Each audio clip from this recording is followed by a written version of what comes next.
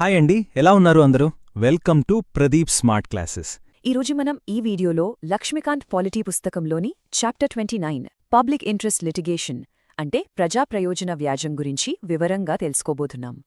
ఒక్కసారి ఊహించుకోండి, మన భారతదేశంలో లక్షలాది మంది ప్రజలు, వాళ్ళకి న్యాయం కావాలి. కాని కోర్టు తలుపులు వాళ్ళకి శాశ్వతంగా మూసుకుపోయాయి. ఎందుకని? కేవలం వాళ్లు పేదవారవ్వడం వల్ల, చదువుకోకపోవడం వల్ల, లేదా న్యాయ వ్యవస్థ ఇంత సంక్లిష్టంగా ఉంటుందో తెలియకపోవడం వల్ల వాళ్ల గొంతుక వినిపించే అవకాశమే ఉండేది కాదు. అయితే అలా మూసుకుపోయిన ఆ న్యాయం అనే తలుపులను బద్దలు కొట్టి అందరికోసం తెరిచిన ఒక విప్లవాత్మకమైన సాధనం వచ్చింది. ఆ సాధనమే ఈ ప్రజాప్రయోజన వ్యాజ్యం. మనం దీన్ని సులభంగా పిఐఎల్ అని పిలుస్తాం. అసలీ భావన ఎలా పుట్టింది? ఇది భారతదేశంలో సామాజిక న్యాయం యొక్క రూపురేఖలనే ఎలా సమూలంగా మార్చేసింది? ఈ ప్రశ్నలన్నింటికీ సమాధానాలు తెలుసుకుందాం రండి. సరే, ఈరోజు మనం ఈ టాపిక్ను ఎలా అర్థం చేసుకోబోతున్నామో చూద్దాం. మన ప్రయాణం ఇక్కడి నుంచి మొదలవుతుంది. ముందుగా introduction, the barrier to justice. అసలు పిల్ ఎందుకు అవసరమైంది? న్యాయానికి అడ్డుగా నిలిచిన ఆ సమస్య ఏంటి? దానితో మొదలుపెడదాం. ఆ తర్వాత the solution, meaning and features of పిల్. ఆ సమస్యకు పరిష్కారంగా వచ్చిన పిల్ అంటే ఏమిటి, దాని ముఖ్యమైన లక్షణాలేంటో లోతుగా చర్చిద్దాం. మూడవది ద రూల్స్, స్కోప్ ఆఫ్ పిల్. పిల్ వేయాలంటే నియమాలేంటి, ఏ విషయాలపై పిల్ వేయొచ్చు, ఏ విషయాలపై వేయకూడదు అనే పరిధిని చూద్దాం. ఆ తర్వాత the foundation, guiding principles of PIL. పిల్స్ను విచారించేటప్పుడు సుప్రీంకోర్టు ఏ సూత్రాలను అనుసరిస్తుందో తెలుసుకుందాం. ఐదవది the safeguards, guidelines for admission. ఈ శక్తివంతమైన సాధనం దుర్వినియోగం కాకుండా ఉండటానికి ఎలాంటి రక్షణలున్నాయో చూద్దాం. చివరగా కన్క్లూజన్, సమరీ అండ్ కీ టేకవేస్. మనం నేర్చుకున్న ముఖ్యమైన అంశాలన్నింటినీ ఒకసారి గుర్తు చేసుకుని ముగిద్దాం. సో, ఇదొక కథ లాంటిది. మొదట ఒక సమస్య, దానికి దొరికిన ఒక అద్భుతమైన పరిష్కారం, మరియు ఆ పరిష్కారాన్ని జాగ్రత్తగా కాపాడుకోవడానికి ఉన్న నియమాలు. సరే, మన మొదటి సెక్షన్లోకి అడుగుపెడదాం. Introduction, the barrier to justice. తెలుగులో పరిచయం, న్యాయానికి అడ్డంకి. పబ్లిక్ ఇంట్రెస్ట్ లిటిగేషన్ అనేది ఎంత గొప్ప ఆవిష్కరణో మనకు పూర్తిగా అర్థం కావాలంటే దాని రాకకు ముందు పరిస్థితి ఎలా ఉండేదో తెలియాలి. ఎంతోమందికి న్యాయాన్ని దూరం చేసిన ఒక పెద్ద అడ్డుగోడ ఉండేది. ఆ గోడ గురించే మనమిప్పుడు తెలుసుకోబోతున్నాం. ఆ గోడ పేరే లోకస్ స్టాండి. చూడండి, ఇది లాటిన్ భాష నుండి వచ్చిన పదం. దీన్ని మనం అక్షరాల అనువదిస్తే దాని అర్థం నిలబడటానికి ఒక చోటు లేదా ఏ ప్లేస్ టు స్టాండ్ అనొస్తుంది. మరి న్యాయశాస్త్ర పరిభాషలో దీనికి అర్థమేంటంటే కోర్టు ముందు నిలబడి మీ వాదన వినిపించే హక్కు మీకుందా లేదా అని చెప్పే ఒక నియమం. ఇది చాలా సాంప్రదాయబద్ధమైన పాత నియమం. ఈ నియమం చాలా కఠినంగా ఉండేది. అది ఏం చెప్పిందంటే, ఎవరి హక్కులకైతే ప్రత్యక్షంగా అంటే డైరెక్ట్గా నష్టం కలిగిందో ఆ వ్యక్తి మాత్రమే కోర్టుకు వెళ్లి కేసు ఫైల్ చేయగలరు. ఇంకెవ్వరూ వెళ్లడానికి వీల్లేదు. మనమొక చిన్న ఉదాహరణ తీసుకుని దీని అర్థం చేసుకుందాం. అనుకోండి, ఏ అనే ఒక వ్యక్తి ఉన్నాడు. అతను బి అనే వ్యక్తి హక్కులకు భంగం కలిగించాడు. ఇప్పుడీ లోకస్ స్టాండి నియమం ప్రకారం కేవలం ఆ బాధితుడైన బి మాత్రమే కోర్టుకు వెళ్లి ఏ మీద కేసు పెట్టగలడు. ఇప్పుడు సి అనే మూడో వ్యక్తి, అతను బీకి స్నేహితుడు కావచ్చు లేదా ఒక సామాజిక కార్యకర్త కావచ్చు. అతను బీ పడుతున్న బాధను చూసి బీకి సహాయం చేద్దామని కోర్టుకు వెళితే కోర్టు ఒప్పుకోదు. క్షమించండి, మీ హక్కులకు భంగం కలగలేదు కదా, మీకెందుకు ఈ కేసు సంబంధం, మీ లోకస్ స్టాండేంటి అని అడుగుతుంది. చూసారా, ఇది ఎంత పెద్ద సమస్యగా మారిందో. ముఖ్యంగా మన భారతదేశం లాంటి దేశంలో స్వాతంత్ర్యమొచ్చిన కొత్తలో పేదరికం, నిరక్షరాస్యత, సామాజిక వెనుకబాటుతనం చాలా ఎక్కువగా ఉండేది.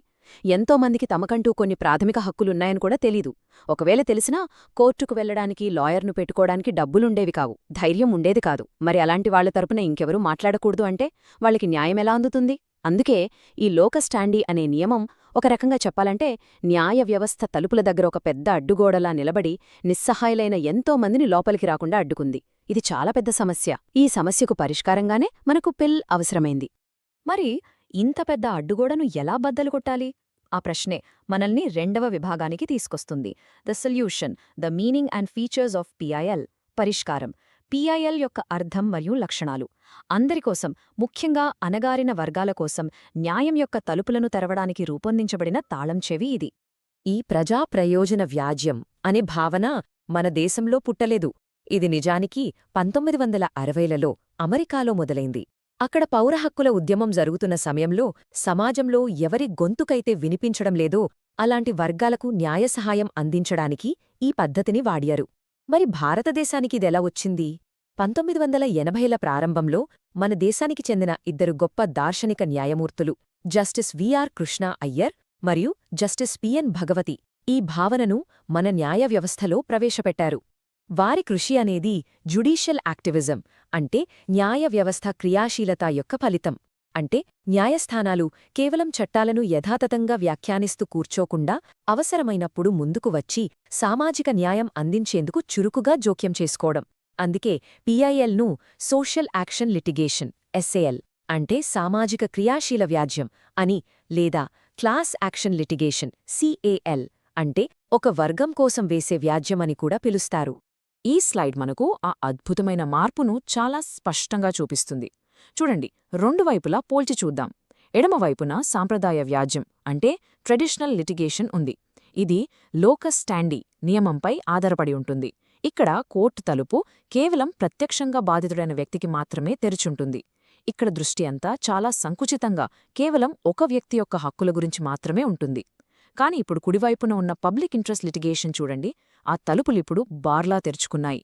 ఇప్పుడు ప్రజాశ్రేయస్సు కోరే ఏ పౌరుడైనా సరే, లేదా ఏదైనా ఒక సామాజిక సేవా సంస్థ అయినా సరే, తమ తరపున తాము మాట్లాడలేని, కోర్టుకు రాలేని వారికోసం కోర్టును ఆశ్రయించవచ్చు. ఇక్కడ దృష్టి ఒక వ్యక్తి యొక్క సమస్య నుండి మొత్తం సమాజం ఎదుర్కొంటున్న సమస్యపైకి మారింది. ఇది కేవలం ఒక చిన్న మార్పు కాదు. లోకస్ స్టాండీ అనే ఆ కఠినమైన నియమాన్ని సడలించడం అనేది భారత న్యాయ చరిత్రలోనే ఒక భూకంపంలాంటి విప్లవాత్మకమైన మార్పు. సరే, పిఐఎల్ గురించి మనం ఇంకా లోతుగా తెలుసుకుందాం. అసలు పిఐఎల్ను మిగతా కేసుల నుండి భిన్నంగా నిలబెట్టేవి ఏవి, దాని ప్రధాన లక్షణాలేంటో ఇప్పుడు విడమరిచి చూద్దాం.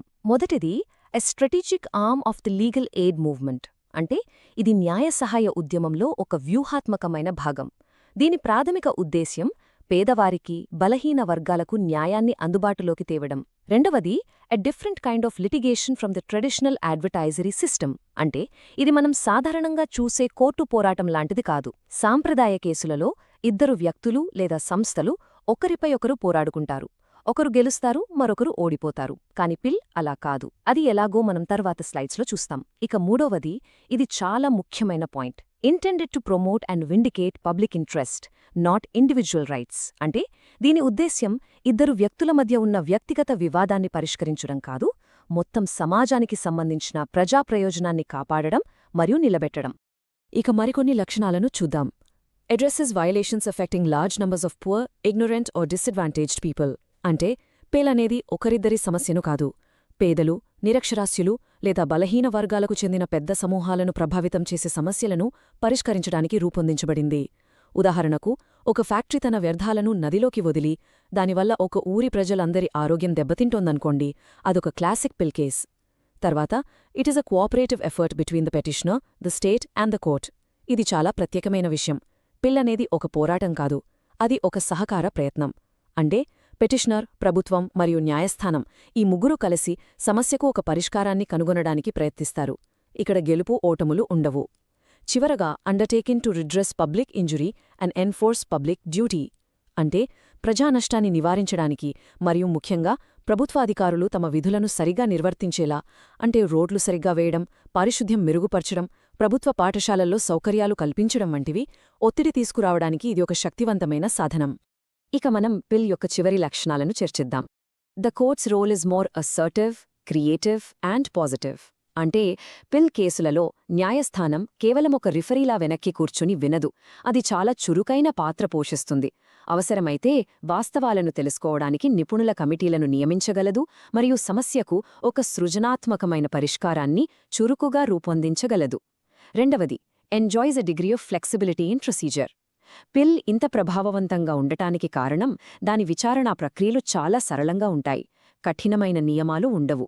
ఒకప్పుడు సుప్రీంకోర్టు పౌరులు రాసిన ఒక సాధారణ పోస్ట్ కార్డును లేదా టెలిగ్రామ్ను కూడా అధికారిక పిల్గా పరిగణించి విచారణ చేపట్టింది. అంత సులభంగా ప్రజలు కోర్టును ఆశ్రయించవచ్చు. చివరిగా ఒక కీలకమైన విషయాన్ని మళ్లీ గుర్తు చేసుకుందాం. There is no determination on the adjudication of individual rights. అంటే అంతిమ తీర్పులో ఒక వ్యక్తిని విజేతగా, మరొక వ్యక్తిని ఓడిపోయినవాడిగా ప్రకటించడం ముఖ్యం కాదు. అంతకంటే ముఖ్యంగా ప్రజాశ్రేయస్సు కోసం ఒక వ్యవస్థాగత సమస్యను సరిదిద్దడమే పిల్ యొక్క అసలైన లక్ష్యం. సరే, ఇప్పటివరకు మనం పిల్ అంటే ఏంటో, దాని లక్షణాలేంటో తెలుసుకున్నాం. ఇప్పుడు ఆచరణాత్మక విషయాల్లోకి వద్దాం. మన 3వ విభాగం the rules the scope of PIL. తెలుగులో నియమాలు పిఐఎల్ యొక్క పరిధి. అంటే మీరు ఏ విషయం పడితే ఆ విషయంపై పిల్ దాఖలు చేయడానికి వీల్లేదు. దీనికంటూ కొన్ని హద్దులున్నాయి. ఏ కేసులు పిల్ కిందకొస్తాయి, ఏవి రావు అనే దానిపై సుప్రీంకోర్టు స్పష్టమైన మార్గదర్శకాలను ఇచ్చింది. వాటిని ఇప్పుడు విడమరిచి చూద్దాం. ఈ స్లైడ్ చాలా ముఖ్యం, ఎందుకంటే ఇది మనకొక స్పష్టమైన చిత్రాన్ని ఇస్తుంది. ఇక్కడ 2 కాలమ్స్ ఉన్నాయి. ఎడమవైపు cases generally entertained as PIL, అంటే సాధారణంగా పిల్స్గా స్వీకరించే కేసులున్నాయి. వీటిని ఒకసారి గమనించండి. వెట్టి చాకిరీ, అనాథ పిల్లల సమస్యలు, కనీస వేతనాలు చెల్లించకపోవడం, జైళ్లలో ఖైదీలపై వేధింపులు, పోలీసుల దుష్ప్రవర్తన, మహిళలపై అఘాయత్యాలు, ఎస్సీ ఎస్టీలపై వేధింపులు, పర్యావరణ కాలుష్యం ఇలాంటివి ఉన్నాయి. వీటన్నింటిలో ఒక ఉమ్మడి అంశముంది. ఇవన్నీ కూడా బలహీన వర్గాలను లేదా సమాజంలోని ఒక పెద్ద భాగాన్ని ప్రభావితం చేసే తీవ్రమైన సమస్యలు. ఇప్పుడు కుడివైపు చూడండి. Cases not entertained as PIL, అంటే పిల్స్గా స్వీకరించని కేసులు. ఇక్కడేమున్నాయి? భూస్వామి కౌలుదారు మధ్య వివాదాలు, ఉద్యోగ సంబంధిత విషయాలు అంటే సర్వీస్ మ్యాటర్స్, పెన్షన్లు లేదా మెడికల్ లేదా ఇంజనీరింగ్ కాలేజ్లలో అడ్మిషన్లు వంటివి. ఈ రెండింటి మధ్య తేడా ఎందుకు? ఎందుకంటే కుడివైపు ఉన్న కేసులు ఎక్కువగా వ్యక్తిగత లేదా ప్రైవేట్ వివాదాలుగా పరిగణించబడతాయి. అవి ఇద్దరు వ్యక్తుల మధ్య సమస్యలే కాని వాటిలో విస్తృతమైన ప్రజాప్రయోజనం ఉండదు. ఈ వ్యత్యాసమే ఇక్కడ మనం గుర్తుంచుకోవాల్సిన ప్రధాన సూత్రం. సరే, మన తర్వాతి విభాగానికి వెళ్దాం. The foundation, the guiding principles of PIL. తెలుగులో పునాది, పిఐఎల్ యొక్క మార్గదర్శక సూత్రాలు. ఈ పిల్ అనే శక్తివంతమైన కొత్త సాధనాన్ని సరిగ్గా బాధ్యతాయుతంగా ఉపయోగించేలా చూడటానికి సుప్రీంకోర్టు కాలక్రమేణా కొన్ని ప్రధాన సూత్రాలను అభివృద్ధి చేసింది. ఈ సూత్రాలే పిల్ కేసులను విచారించేటప్పుడు కోర్టులకు మార్గనిర్దేశం చేస్తాయి. అవి ఏమిటో ఇప్పుడు వివరంగా చూద్దాం. మొదటి 4 సూత్రాలను చూద్దాం. వీటిని మనం సాధికారత సూత్రాలు అని పిలవచ్చు, ఎందుకంటే ఇవి కోర్టుకు అధికారాన్ని ఇస్తాయి. 1.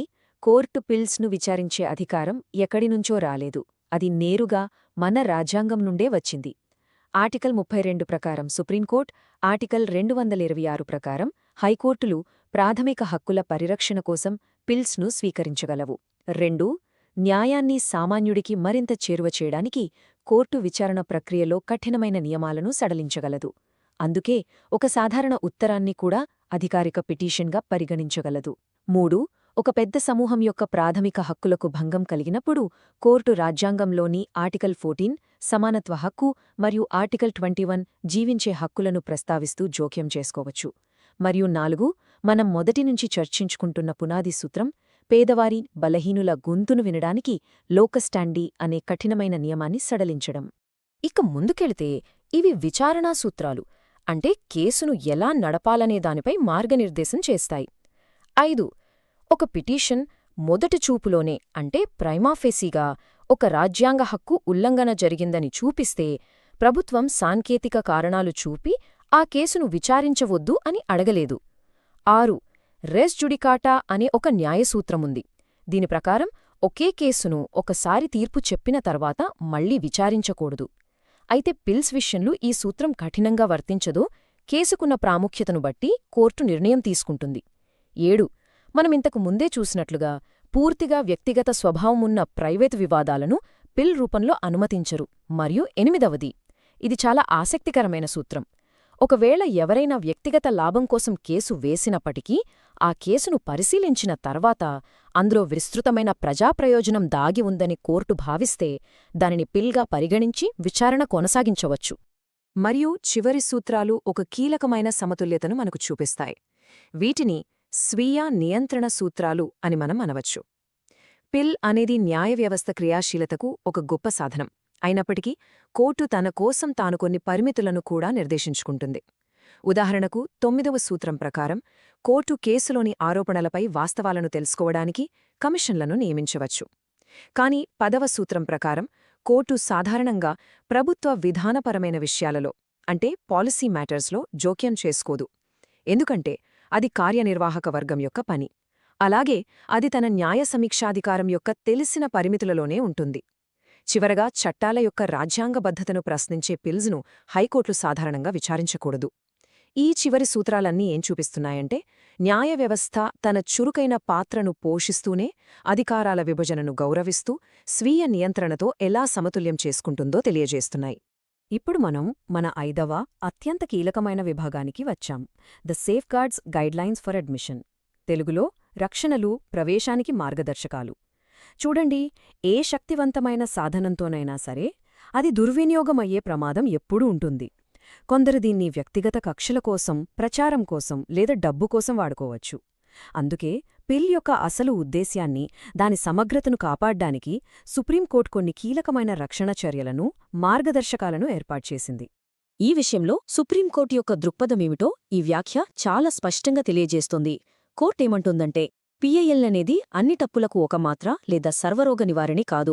ఇది ప్రాథమికంగా బలహీనులు మరియు వెనుకబడిన వర్గాల ప్రాథమిక మానవ హక్కులను రక్షించడానికి మాత్రమే ఉద్దేశించబడింది. కోర్టు స్వయంగా ఇలా చెప్పిందంటే ఈ సాధనాన్ని ఎంత జాగ్రత్తగా వాడాలో, దుర్వినియోగానికి వ్యతిరేకంగా మార్గదర్శకాలు ఎందుకు అంత ముఖ్యమో మనం అర్థం చేసుకోవచ్చు. కాబట్టి మన ముందున్న అసలైన ప్రశ్న ఇదే: ఈ శక్తివంతమైన సాధనాన్ని పబ్లిక్ ఇంట్రెస్ట్ లిటిగేషన్ను ప్రచారం కోసం, రాజకీయ ప్రయోజనాల కోసం లేదా వ్యక్తిగత లాభం కోసం కొందరు దుర్వినియోగం చెయ్యకుండా మనం ఎలా కాపాడగలం? ఈ ప్రశ్నే మనల్ని నేరుగా దుర్వినియోగం అనే సమస్య నుండి సుప్రీంకోర్టిచ్చిన పరిష్కారం వైపు, అంటే ఆ స్పష్టమైన మార్గదర్శకాల వైపు నడిపిస్తుంది.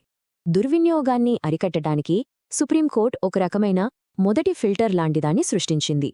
ఒక కేసును స్వీకరించే ముందే ఈ విషయాలను పరిశీలించాలి.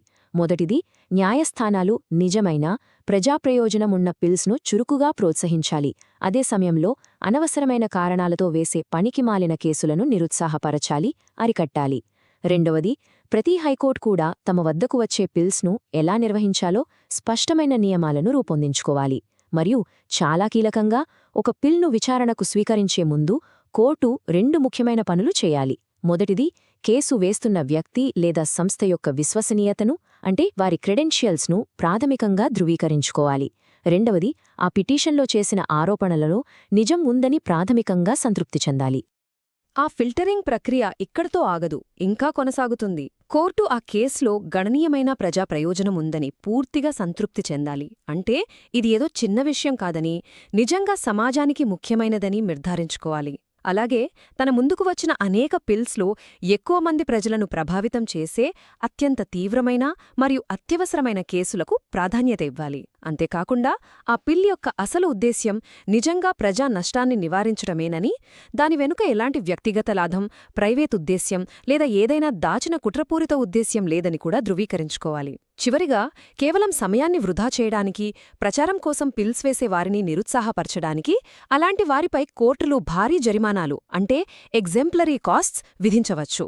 ఈ తనిఖీలన్నీ కలిసి పిల్ అనేది ప్రజాశ్రేయస్సు కోసం ఒక పవిత్రమైన సాధనంగా మిగిలిపోవాలని, ప్రైవేట్ పోరాటాలకు ఆయుధంగా మారకూడదని నిర్ధారిస్తాయి. సరే, మనం దాదాపుగా చివరికొచ్చేశాం. ఇక ముగింపుగా ఈ ఎక్స్ప్లెయినర్లో మనం ఇప్పటివరకు ప్రజా ప్రయోజన వ్యాజ్యం గురించి నేర్చుకున్న ముఖ్యమైన అంశాలన్నింటినీ ఒకసారి త్వరగా పునశ్చరణ చేసుకుందాం. దీన్నే మనం రీక్యాప్ అంటాం. ప్రజాప్రయోజన వ్యాజ్యం యొక్క ఈ మొత్తం ప్రయాణాన్ని మనం 4 సులభమైన దశల్లో సంగ్రహించవచ్చు. గుర్తుంచుకోవడానికి ఇది చాలా సులభమైన పద్ధతి. మొదటి దశ, ద ప్రాబ్లం, అంటే సమస్య.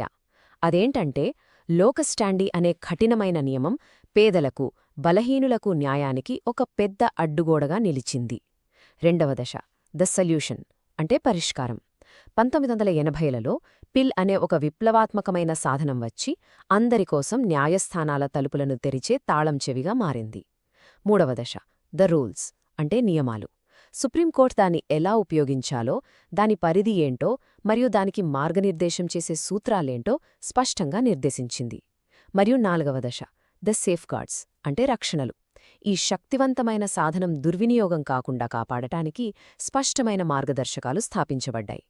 ఈ సమస్య పరిష్కారం నియమాలు రక్షణలు అనే నిర్మాణం మీకు ఈ టాపిక్లోని ముఖ్యమైన అంశాలను పరీక్షల కోసం గుర్తుంచుకోవడానికి చాలా బాగా సహాయపడుతుంది.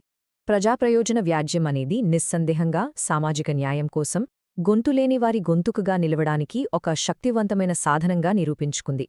అయినప్పటికీ ఇది మనల్ని ఒక చాలా ముఖ్యమైన ఆలోచింపజేసే ప్రశ్నతో వదిలివేస్తుంది. దీనిని విపరీతంగా ఉపయోగించడం వల్ల మన రాజ్యాంగంలో ఉన్న న్యాయ వ్యవస్థకు మరియు కార్యనిర్వాహక వ్యవస్థకు మధ్యున్న గీత చెరిగిపోయే ప్రమాదముందా? అంటే ప్రభుత్వాలు చేయాల్సిన పనులను, ఉదాహరణకు పర్యావరణాన్ని కాపాడడం, రోడ్లు వీయడం వంటి పాలనాపరమైన సమస్యలను పరిష్కరించడానికి న్యాయస్థానాలు జోక్యం చేసుకుంటున్నప్పుడు అవి తమ అధికార పరిధిని అతిక్రమిస్తున్నాయా? ఇది న్యాయవ్యవస్థ క్రియాశీలత యొక్క భవిష్యత్తు గురించి మరియు భారతదేశ ప్రజాస్వామ్యంలో దాని స్థానం గురించిన ఒక చాలా సంక్లిష్టమైన చర్చ. ఇది మీరు ఆలోచించాల్సిన విషయం. ఈ వీడియో మీకు ఉపయోగపడితే లైక్ చేయండి. ప్రదీప్ స్మార్ట్ క్లాసెస్ యూట్యూబ్ ఛానల్ను సబ్స్క్రైబ్ చేయండి. బెల్ ఐకాన్ నొక్కండి. ఈ వీడియోను మీ ఫ్రెండ్స్తో అండ్ ఫ్యామిలీ మెంబర్స్తో షేర్ చేయండి. ధన్యవాదాలు. Thank you.